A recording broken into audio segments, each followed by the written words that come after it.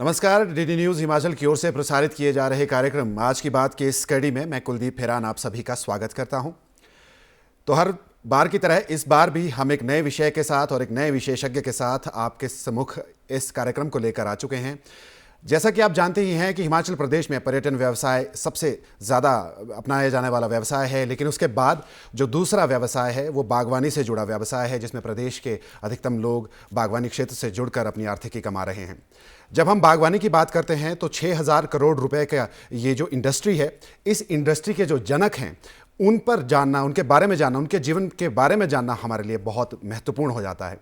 जी हाँ, बात करते हैं आज की बात के इस अंक में सैमुअल इवांस स्टोक्स के बारे में। और ये ना सिर्फ हिमाचल में सेब क्रांति के जनक रहे हैं, बल्कि इनके बारे में कई ऐसे पहलू हैं जिन पर बात किया जाना बहुत ज़रूरी है। और आज इसी विषय के साथ हमारे स्टूडियो में आज हमारे साथ बातचीत के लिए मौजूद है हमारे आज के एक्सपर्ट विनोद भारद्वाज जी, जो कि एक लेखक हैं, एक पत्रकारिता क्षेत्र से जुड़ा हुआ नाम है। आइए सर, सबसे पहले आपका इस कार्यक्रम में आने के लिए बहुत बहुत स्वागत। एक बार हमारे दर्शकों को आप अपना विस्तृत परिचय जरूर दें। नमस्कार, मैं विनोद भारद्वाज सूचना एवं जनसंपर्क विभाग से वरिष्ठ संपादक पद से सेवानिवृत्त हुआ हूँ 2019 में, और उसके बाद मैं एक स्वतंत्र पत्रकारिता के साथ जुड़ा हूँ। और मैंने विभाग में 32 सालों के दौरान हिमाचल की कला, संस्कृति, आर्थिक विकास पे हिमप्रस्थ और गिरिराज के माध्यम से ये सब कार्य किया है, और इन्हीं अनुभवों को मैं आज आपके साथ साझा करने जा रहा हूँ। बहुत बढ़िया सर। तो इससे पहले कि हम आज के विषय पर जाएं, सबसे पहले ये जानना चाहेंगे कि आप सोलन ज़िले के हैं और किस तरह से आपका सेब के जो ये जनक हैं इनकी जीवन के प्रति आपका जो ज्ञान है वो कैसे बढ़ा, और इसके बारे में आप क्या कहना चाहेंगे? मेरा जन्म जो सेब की जो स्थली है, जहाँ से सेब हिमाचल में एक सेब को ने पहचान दिलाई है, कोटगढ़ में हुआ मेरा जन्म। मेरे पिताजी वहाँ डॉक्टर थे, और मुझे विरासत में सेब और सेब के साथ जुड़ने का मौका मिला, और मैं एक आज छोटा सा बागवान भी हूँ। बहुत बढ़िया सर। तो सबसे पहले शुरुआत करते हैं पहले सवाल के साथ और जानते हैं कि सैमुअल इवांस स्टोक्स भारत कब आए, क्यों आए और कैसे आए? सैमुअल इवांस स्टोक्स वर्ष 1904 में भारत पहुँचे। वो फरवरी माह में आए और 9 जनवरी को वो अमेरिका से चले। उनके भारत में आने का प्रायोजन ये था कि मिस्टर कार्ल्टन, जो डॉक्टर कार्ल्टन थे, वो स्वाटू में लेपर्स होम चलाते थे, और वो जब अमेरिका गए तो उन्होंने वहाँ जाके चर्च में सबको संबोधित करते हुए कहा कि मुझे भारत में दीन दुखों की सेवा के लिए किसी युवाओं की आवश्यकता है।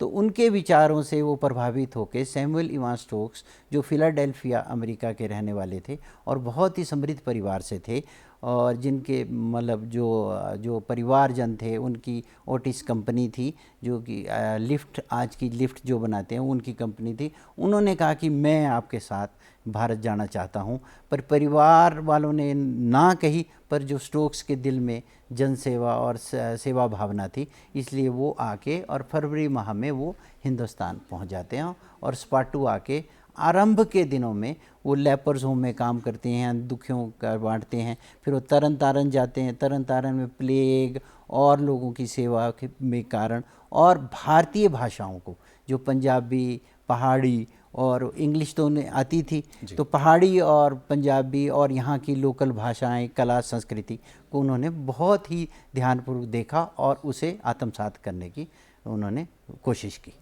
तो उनके बारे में जो कोटगढ़ का नाम जब से जुड़ा है, तो उनका कोटगढ़ आना कैसे हुआ?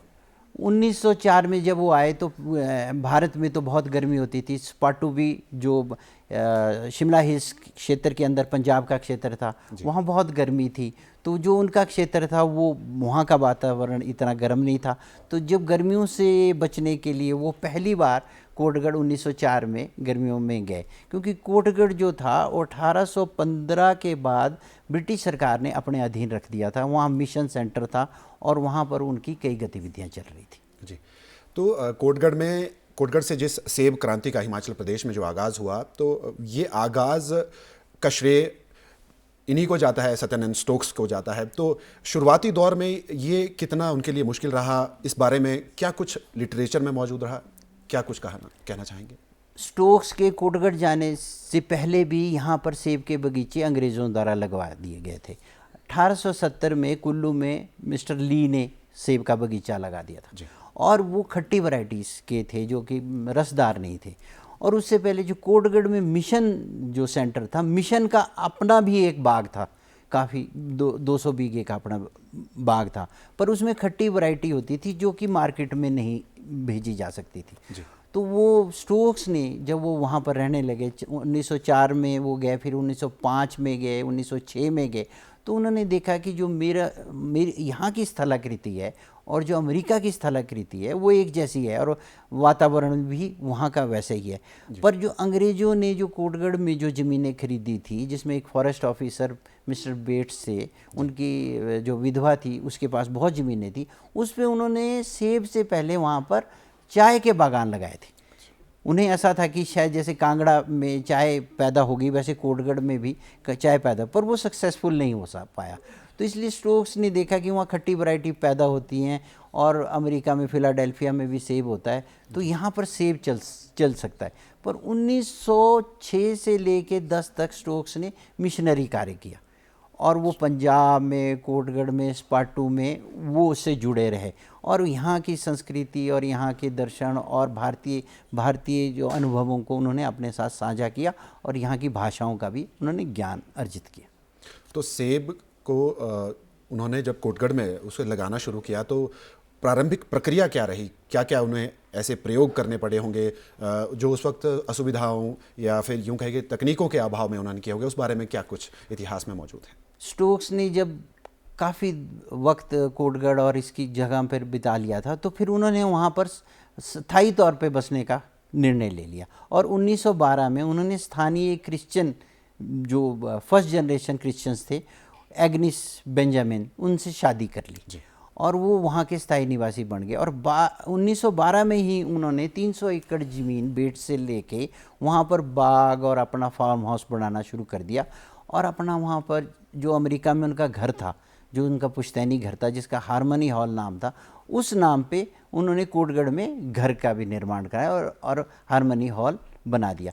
शादी के उपरांत जब वो पहली बार अमेरिका गए तो यहाँ की वो मिट्टी भी लेके गए अपने साथ, और उन्होंने वहाँ पर इसकी जांच भी करवाई, और उसे उपयुक्त पाया कि भाई यहाँ इस मिट्टी में सेब हो सकता है।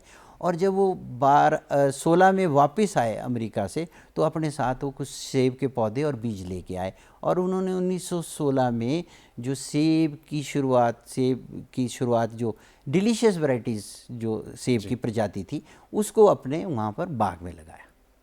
जी बिल्कुल। ये तो बात हुई सेब की क्रांति की। इसके अलावा स्टोक्स के बारे में वो जानकारियाँ, वो तथ्य ज़रूर बताएं हमारे दर्शकों को कि जो जानना ज़रूरी है, जिन पर शायद कम बात की जाती है। अभी सभी को यही मालूम है कि स्टोक्स आए, उन्होंने डिलीशियस वैरायटीज़ लाई, और हिमाचल में एक क्रांति है, और आज प्रदेश के हर ज़िले में सेब का उत्पादन हो रहा है। पर स्टोक्स का जो जीवन था वो एक खुली किताब है, और स्टोक्स ने वो काम किए जिनकी जानकारी आज हमारे लोगों को नहीं है। स्टोक्स ने शुरू में हमारे जितने भी समाचार पत्र उस तत्कालीन समय में निकलते थे, उसमें भारत की स्वतंत्रता के बारे में लेख भी लिखने शुरू किए, और वो फिर महात्मा गांधी ने भी के संपर्क में भी आए। और सबसे ज़्यादा वो जो प्रथम विश्व युद्ध था उसमें वो रिक्रूटमेंट ऑफिसर लगे, और रिक्रूटमेंट ऑफिसर लगने के बाद उन्होंने हिमाचल की 27 स्टेट्स में सेना के लिए, ब्रिटिश सेना के लिए भर्ती अभियान में भी शामिल हुए। और वो जब लड़ाई ख़त्म हो गई, फर्स्ट विश्व युद्ध हो गया, तो उस दौरान में 1919 में जलियांवाला बाग कांड आ गया। जलियांवाला नरसंहार में स्टोक्स को बहुत आहत किया, और उन्होंने उस ब्रिटिश सरकार की आलोचना भी की, और उन्होंने ये जब पहाड़ों में जब वो सारी जगह रिक्रूटमेंट के लिए घूम रहे थे और जा रहे थे, तो उन्होंने यहाँ पर बेगार प्रथा को देखा कि जो वहाँ के अमानवीय है, अंग्रेज़ों का सामान ढोना पड़ता है, राजाओं की बगारी करनी पड़ती है, उन्हें कुछ नहीं मिलता। और जब यात्रा पे जाते हैं, शिकार पे जाते हैं, हिंदुस्तान तिब्बत रोड के ऊपर यात्राओं पे जाते हैं, तो स्थानीय लोगों को उनका सामान, उनके लिए लकड़ी का इंतज़ाम, ईंधन का इंतज़ाम और चीज़ें करनी पड़ती। तो स्टोक्स को बहुत आहत हुआ। उसने कोटगढ़ के जनमानस को इकट्ठा करके, और ये नॉन कोऑपरेटिव महात्मा गांधी की जो थे असहयोग के उसको आंदोलन को अगुवा बना के उन्होंने बेगार प्रथा के ऊपर लड़ाई आरंभ की। और इस लड़ाई में वो राष्ट्रीय नेताओं के लाला लाजपत राय, मदन मालवीय जी के संपर्क में आए और महात्मा गांधी ने भी उनकी प्रेज़ की। और फिर जब जलियांवाला बाग कांड किया, वो कांग्रेस के एक सक्रिय सदस्य बन गए। और 1920 में वो जो नागपुर का अधिवेशन हुआ, अखिल भारतीय अधिवेशन हुआ, उसमें उन्होंने सम्मेलन में शामिल हुए।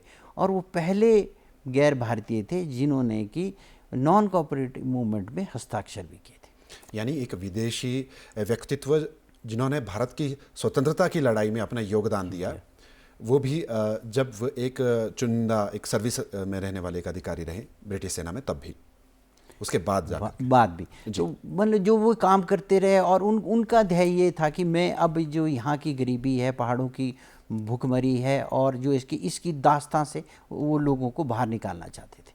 तो सेब को तो उन्होंने एक हथियार बनाया ही कि मैं ये सेब, अगर बागवानी से मोटे अनाज का उत्पादन होता था, उससे गुजर बसर नहीं चलता था, कोई ऐसी चीज़ पैदा हो जिससे कि यहाँ की आर्थिकी में बदलाव आए। इस आर्थिकी के बदलाव के कारण ही उन्होंने कहा कि शिक्षा भी जो है वो बहुत इम्पोर्टेंट है, कि शिक्षा से सामाजिक बदलाव आ सकता है। तो उन्होंने 1923 में अपने बाग में, जो हारमनी हॉल था, बरू बाग जो था, वहाँ पर स्कूल खोला। और अप्रैल में उन्होंने प्रथम कक्षा से वो स्कूल को आरंभ किया। इससे इस स्कूल में उनके बच्चे, तीनों बड़े लड़के, जो उनके 3 बच्चे तो भी पढ़ते थे, और स्थानीय जो बच्चे थे उनके साथ है। स्टोक्स के पास उस ज़माने में पैसा था, वो अमेरिका से जुड़ा हुआ था, उससे घर से भी उसे एड आती थी। पर उसने अपने बच्चों को किसी भारतीय कॉन्वेंट स्कूल में नहीं पढ़ाने के बदले वहाँ ही, क्योंकि वो भारतीय बनना चाहता था, वो लोगों से जुड़ना चाहता था और उन जैसा बनना चाहता था, तो उन जैसे वस्त्र, खादी के वस्त्र धारण किए, लोगों की संस्कृति को जाना, और वो वहाँ पर अपने स्कूल को उसने आरंभ किया। सरल शब्दों में अगर जानने की कोशिश करूँ तो सैमुअल इवांस स्टोक्स से सत्यानंद स्टोक्स बनने तक की कहानी क्या है? अब स्कूल उन्होंने खोल दिया था, अपने बच्चे भी वहीं पढ़ रहे थे। फिर सेब जो उन्होंने लगाया था, 1926 में सेब भी उनके बगीचे में पैदावार होनी शुरू हो गई थी। और 26 में कम से 20 से 40 पेटी उनके बाग में हुई। फिर ऐसे बढ़ता कारवां बढ़ता गया, और 28 में जाके 1500 पेटी होगी। फिर 30 में फिर उन्होंने लोगों को सेब के पौधे, बीज बांटना शुरू कर दिया। और फिर उन्होंने भारतीय दर्शन और इसका अध्ययन कर दिया, रविंद्रनाथ टैगोर को पढ़ा, भारतीय रेखा लेख लिखने शुरू किए। और 1910 में वो अपनी पहली किताब लिख चुके थे, ए लॉस्ट इंडियन चाइल्ड था। उसके बाद उन्होंने आर्टिकल्स भी लिखने शुरू कर दिए, और भारत के स्वतंत्रता आंदोलन को भी बहुत गहनता से देखा। पर सबसे बड़ी बात थी कि 1923 में उन्होंने कांग्रेस के सक्रिय सदस्यता को छोड़ के अपने बागवानी और सामाजिक कार्यों पर जोर दिया। और 1932 में आते आते वो इतने प्रभावित हुए भारतीय दर्शन से कि उन्होंने हिंदू बनने का और आर्य समाजी बनने का निर्णय ले लिया। और 1932 में वो अपने संपूर्ण परिवार के साथ हिंदू बन गया, और उन्होंने अपना नाम सैमुअल इवान स्टोक्स से सत्यानंद स्टोक्स, और अपनी पत्नी एग्निस बेंजामिन से प्रिया देवी नाम रखा। और बच्चों का नाम तो भारतीय था ही, उनके 7 बच्चे थे, उनका नाम तो भारतीय था ही सबका, उन्होंने यहीं के हिसाब से रखा था। तो इसलिए उन्होंने ये देखा कि जब मैंने अमेरिका को छोड़ के इसे अपनी कर्म भूमि बना दिया है, तो मैं इनकी तरह रहूँगा, इन्हीं की तरह बर्ताव करूँगा, और इन्हीं के साथ मिलजुल के रहने के लिए मुझे हिंदू धर्म अपनाना बहुत ज़रूरी है। तो पहाड़ों में एक सामाजिक और आर्थिक क्रांति के जनक या अग्रदूत उन्हें कहा जाता है। तो सामाजिक सुधार के लिए, आर्थिक व्यवस्था में सुधार के लिए उनके उठाए गए कदमों पे कुछ बात कहें। बेगार प्रथा जो थी, जो पहाड़ों के लिए जो एक बहुत दास्तां की बात थी, उससे उन्मूलन में उन्होंने बहुत बड़ा काम किया। और जब कोटगढ़ से व्यागार प्रथा को अंग्रेज सरकार ने हटा दिया तो धीरे धीरे बाकी रियासतों से भी ये लोगों के इस चुंगल से और इस मजबूरी से बाहर निकल पड़े। तो शिक्षा के क्षेत्र में उनका बहुत बड़ा योगदान था। शिक्षा के क्षेत्र में सबसे बड़ा उनका योगदान ये था कि उन्होंने जो स्कूल खोला था उसमें उन्होंने mid day meal school scheme शुरू की। उन्होंने वहाँ पर कारपेंट्री वोकेशनल कोर्स शुरू किए और जो बच्चे उनके बाग में काम करते थे उनकी फ़ीस माफ़ हो जाती थी। तो वो कहते थे कि ये बच्चे मेरे बगीचे चलाएंगे और ये मेरा बगीचा मेरा स्कूल चलाएगा। तो जो लोग पढ़ते गए, धीरे धीरे पढ़ते गए और वो उनके वो एक बागवानी के वो सैनिक बने। उन्होंने घर में जाके उनके बागवानी के गुर सीखे और धीरे धीरे जो ये काम चला उससे हिमाचल में जहाँ जिन पहाड़ों में मोटा अनाज पैदा होता था वहाँ पर सेब आया। सेब से आर्थिकी आई, सड़कें बनती गई और बाग बगीचे जो है फलदार होने से लोग जो गरीबी की दास्तां के चुंगल से बाहर निकल गए। पहले जो कोटगढ़ से जो सेब था थानादार से वो खच्चरों पे शिमला आता था। तो जब स्टोक्स ने देखा कि ये खच्चरों पे आना तो बहुत महंगा सौदा है तो उन्होंने ब्रिटिश सरकार के साथ सन 1937 से लेके 1943 तक एक लड़ाई लड़ी कि हिंदुस्तान तिब्बत रोड जो थानादार से शिमला आती है उस पे ट्रक के माध्यम से सेब आए। तो उन्होंने इस लड़ाई में भी जीत हासिल की और फ्रूट ग्रोअर एसोसिएशन का गठन कोटगढ़ में किया जिसमें उन्होंने लोगों को जोड़ा और वो उनके एडवोकेट बने और उन्होंने पत्राचार किया और सरकार को झुकना पड़ा, ब्रिटिश सरकार को। 1 टन के ट्रकों में सेब शिमला आने लगा। और आपको जानकर ये ये दर्शकों को मैं बताना चाहूँगा कि जो शिमला में विक्ट्री टनल का निर्माण भी स्टोक्स के प्रयासों से हुआ, क्योंकि जो शिमला में जो थानादार से ट्रक सेब लेके आते थे या ऊपरली क्षेत्रों में जहाँ जहाँ सेब होने लग गया था वो अगर शिमला के बीच शहर से आते तो वहाँ ट्रैफिक की समस्या हो जानी थी। तो लक्कड़ बाजार वाली जो काट रोड है उसका निर्माण किया गया और विक्ट्री टनल बनी, क्योंकि सेब जो वहाँ से ट्रकों के माध्यम से आता था वो रेलवे स्टेशन के यार्ड में पहुँचता था और वहाँ फिर रेल द्वारा देश के विभिन्न भागों में जाता था। जी, बेहतरीन जानकारी। आपने अभी अपने जवाब के दौरान कहा कि मिड डे मील की शुरुआत उन्होंने की थी। उस दौर में उस बारे में कुछ कहेंगे और कि ये इस बारे में क्या जानकारी उपलब्ध है? घरों में गरीबी थी जी। उनकी सोच इतनी बड़ी थी कि जो आज नहीं हम सोच सकते। उन्होंने 70-100 साल पहले सोच लिया था। उन्होंने कहा कि जो बच्चा घर से आएगा उसको भरपेट भोजन भी चाहिए। तो उन्होंने अपने वहाँ पर स्कूल के अहाते में भोजन की व्यवस्था का भी किया कि भी ये बच्चे अगर खाएंगे तभी पढ़ पाएंगे, तभी सीख पाएंगे, तभी बगीचे में काम कर पाएंगे और वोकेशनल ट्रेनिंग के कर लेंगे।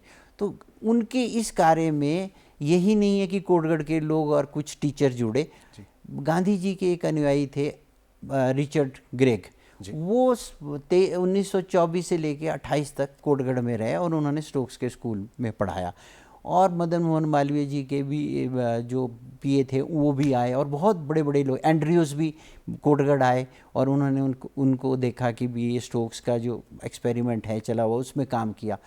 और ग्रेग ने वहाँ रहते हिंदुस्तान के ग्रामीण क्षेत्रों के बच्चों के लिए विज्ञान को कैसे पढ़ाया जाए इसके लिए किताब लिखी। उन्होंने खादी के जो महात्मा गांधी की खादी के कार्यक्रम पे एक किताब वहाँ पर लिखी जो बाद में प्रकाशित हुई।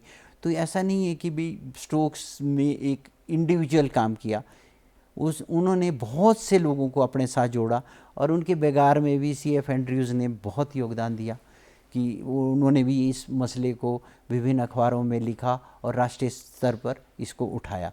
तो ये कहने का मतलब है कि ये कोटगढ़ में एक सेब की पैदावार नहीं आरंभ हुई, डिलीशियस सेब की, परंतु ऐसे भी उपयोग हुए जिससे कि सामाजिक, आर्थिक और देश भर में उसका असर पड़ा। आपने कहा कि स्टोक्स 1904 में भारत आए, 1904 से कब तक वो भारत में रहे, और 1904 के बाद 1905 में कांगड़ा में बहुत बड़ा भूकंप आया था, उस दौरान उनके योगदान के बारे में बहुत से लेखों में उल्लेख है, तो उस बारे में कुछ कहें। 1905 में कांगड़ा में अप्रैल माह में बहुत बड़ा भूकंप आया जिसमें 20,000 लोगों की मृत्यु हुई। तो स्टोक्स को जब कोटगढ़ में रहते हुए इसकी जानकारी मिली तो उन्होंने इसमें सेवा भाव से कार्य करने के लिए ब्रिटिश सरकार को लिखा, और ब्रिटिश सरकार ने उन्हें अपना रिलीफ एंड रिहेबिलिटेशन ऑफिसर के पद पर उन्हें नियुक्ति दी, और वो पालमपुर में जाके उन्होंने अपना बेस बनाया, और पालमपुर ट्रेजरी का भी इंचार्ज स्टोक्स को बनाया गया। तो स्टोक्स ने 4 महीनों में इतना काम किया वहाँ पर कि 1 लाख पाउंड तो उन्होंने राहत के तहत बांटा, जिसकी किसी का मवेशी मर गया था, किसी का कोई घर की किसी की मृत्यु हो गई थी, और $35,000 जो था उनके पास वो डिस्क्रिशनरी कोटे का था। और स्टोक्स ने जो काम किया, ब्रिटिश सरकार ने भी उसके लिए उनकी प्रेज़ की, और उन्होंने बोला कि इस जो सत्यानंद स्टोक्स ने काम किया है वो बहुत ही अनुकरणीय कार्य था। जी, आपने कहा कि स्वतंत्रता आंदोलन के दौरान उनका महात्मा गांधी के साथ उनका उठना बैठना हुआ और बाकी नेताओं के साथ उनका उठना बैठना हुआ, क्या इसका उनके जीवन पर कोई असर पड़ा? क्योंकि ब्रिटिश के सरकार के खिलाफ अगर वो जाते गए तो जाहिर है कि कुछ ना कुछ खामियाजा उन्हें भुगतना ही होगा। गांधी जी की सभी नीतियों के बारे में तो वो समर्थन नहीं करते थे, पर उसके बारे में बेबाकी से लिखते थे, तो गांधी जी भी उसका जवाब देते थे। तो गांधी जी और स्टोक्स के मध्य मित्रता बहुत होगी, और वो जो नागपुर सेशन और भारत भ्रमण जो उन्होंने साथ किया, लाला लाजपत राय के साथ पंजाब क्षेत्र में किया, आर्य समाज से जुड़े, तो इससे वो बहुत नज़दीक आते गए, और वो चाहते थे कि ब्रिटिश सरकार से कैसे स्वराज को प्राप्त किया जाए, उसके वो विचार गांधी जी के साथ साझा करते थे। और ऐसा नहीं है कि 1939 में जब सेकेंड विश्व युद्ध आरंभ हुआ, उस दौरान में भी उन्होंने गांधी जी को, नेहरू को और सुभाष चंद्र बोस को पत्र भी लिखा कि हमें क्या करना चाहिए और हमें किसका साथ देना चाहिए। और 1904 से लेके 1940 तक का जो उनका जीवन का सफ़र था वो भारत में बीता, और 14 मई सन 1944 को उनकी मृत्यु शिमला के रिपन अस्पताल, जो अब दीनदयाल अस्पताल के नाम से जाना जाता है, वहाँ हुई। और जिस दिन सत्यानंद स्टोक्स की मृत्यु हुई, उसी दिन गांधी जी कैबिनेट मिशन यहाँ शिमला में उसकी बैठकें चली हुई थी, और कैबिनेट मिशन फेल हो गया था, और गांधी जी यहाँ से आखिरी बार शिमला से रवाना हुए, और स्टोक्स ने अपनी आखिरी सांस उस दिन ली। जी बिल्कुल, ये काफ़ी दिलचस्प जानकारी है जो आप दे रहे हैं हमारे दर्शकों को और हमें। ऐसा क्यों है भारद्वाज सर के इस बारे में, यानी कि स्टोक्स के बारे में ना तो किताबों में पढ़ाया जाता है, ना ही एक विदेशी होने के बावजूद उन्होंने प्रदेश में ऐसे सुधार लाए जिन पर ज़रूर बातचीत होनी चाहिए, जो पाठ्यक्रम में शामिल होना चाहिए था, लेकिन ऐसा नहीं है। तो इस बारे में आप क्या कहना चाहेंगे? स्टोक्स का जीवन जो है वो भारतीयों के लिए ही रहा, और उनका समर्पण का जीवन था। उनका जीवन एक खुली किताब है। भारत के इतिहास में बहुत स्टोक्स का जिक्र मिलता है, और जो हमारे इतिहास लिखा गया उसमें भी विदेशियों द्वारा भारत के स्वतंत्रता संग्राम में किया। पर ये बात है कि हिमाचल के इतिहास में जो आज पढ़ाया जाता है, स्टोक्स के जीवन को नहीं पढ़ाया जाता। पर स्टोक्स एक अकेला आदमी था जो अकेला चला, अकेला हिंदुस्तान तिब्बत रोड पे घूमा। उस जमाने के शीर्ष नेताओं जिसमें महात्मा गांधी राष्ट्रपिता के साथ उसने कार्य किया, उसका योगदान बहुत ही अनुकरणीय है, और इसके ऊपर ध्यान देना चाहिए। और आज की पीढ़ी को स्टोक्स द्वारा किए हुए कार्यों का अगर जानकारी मिले तो ये आने वाली पीढ़ियों के लिए भी अच्छा। जी बिल्कुल, इस बारे में अगर अधिक जानकारी लेनी हो तो हम कहाँ संपर्क कर सकते हैं, कहाँ देख सकते हैं? गांधी इन शिमला जो पुस्तक मैंने लिखी थी उसमें स्टोक्स और गांधी जी के संबंध में है, और दूसरा है कि बेंटनी कैसल जो अभी सरकार ने खोला है, उसमें स्टोक्स की एग्जीबिशन जो लगी है वो उसका भी मुझे बनाने का मुझे मौका मिला था, और उसके जीवन का एक संक्षिप्त विवरण और उसकी जीवनी को वहाँ पर देखा जा सकता है। तो चलिए, घड़ी की सुइयाँ इशारा कर रही है। विनोद भारद्वाज जी, आप आज हमारे स्टूडियो में आए और इस ज़रूरी विषय पर दिलचस्प जानकारी हमारे साथ और हमारे दर्शकों के साथ आपने साझा की, उसके लिए आपका पुनः एक बार बहुत बहुत धन्यवाद। तो दर्शकों, आज की बात कार्यक्रम के इस अंक में सिर्फ इतना ही। मुझे दीजिए इजाज़त। नमस्कार।